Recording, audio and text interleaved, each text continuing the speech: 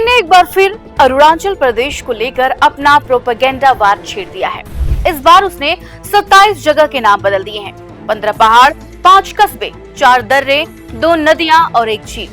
ये सभी नाम चीनी भाषा में रखे गए हैं और इसे चीन की सरकारी वेबसाइट ग्लोबल टाइम्स पर पब्लिश भी किया गया है।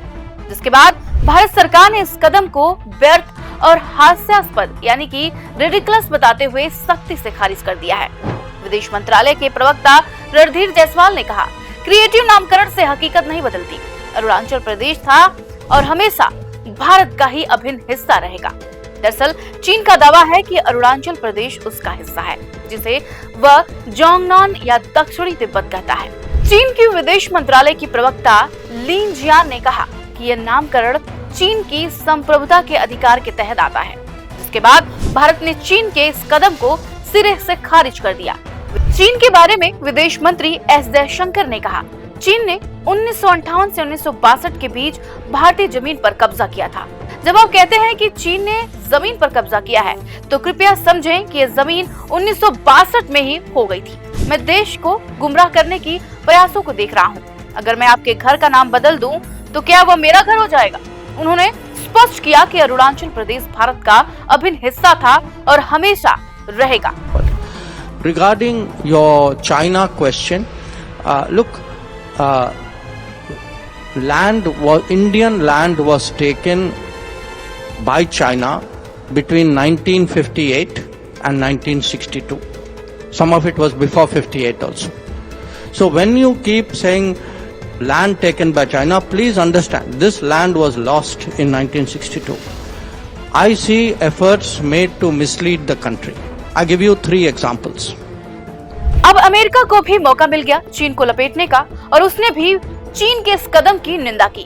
यूएस ने कहा वह किसी भी एक तरफा प्रयास का विरोध करता है जो क्षेत्रीय दावों को आगे बढ़ाने के लिए जगहों के नाम बदलने के रूप में किया जाए। भारत ने अरुणाचल प्रदेश में अपनी सैन्य और नागरिक बुनियादी ढांचे को मजबूत किया है। इसके अलावा भारत ने हिमालयी बौद्ध मठों में शिक्षा प्रणाली को भी सुदृढ़ किया ताकि चीन के प्रभावों को कम किया जा सके। हालांकि चीन अरुणाचल प्रदेश पर अपना दावा करता रहा है और उसे अपना हिस्सा मानता है। वह अरुणाचल प्रदेश के लोगों को चीन आने के लिए वीजा तक नहीं जारी करता। उसका कहना है कि वो चीन का ही हिस्सा है, ऐसे में उनके लिए वीजा की जरूरत नहीं है।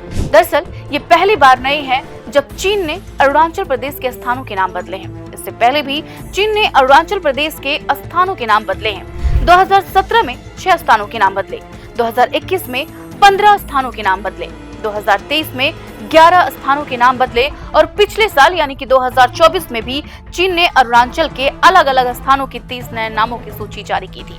इन सभी प्रयासों के बावजूद भारत सरकार ने स्पष्ट रूप से इन नाम परिवर्तनों को खारिज किया है और अरुणाचल प्रदेश को भारत का अभिन्न और अविभाज्य हिस्सा माना है।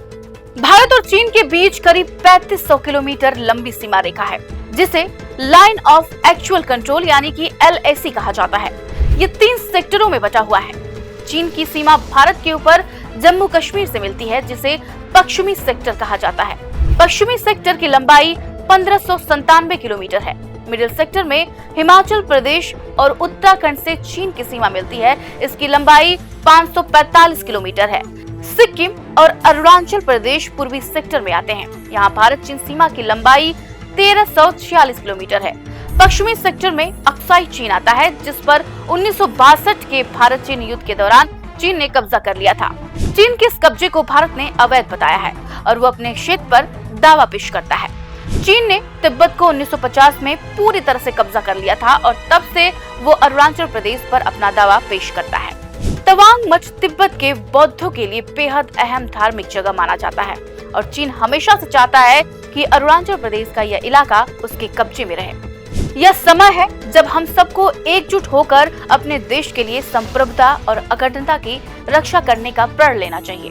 चीन के इस तरह के प्रयासों का डटकर विरोध करना चाहिए और अंतर्राष्ट्रीय मंचों पर अपनी बात मजबूती से रखना चाहिए। अगर आपको यह वीडियो जानकारीपूर्ण लगा हो तो इसे लाइक करें, शेयर करें ताकि ज्यादा से ज्यादा लोग जागरूक हो सकें। जय हिंद।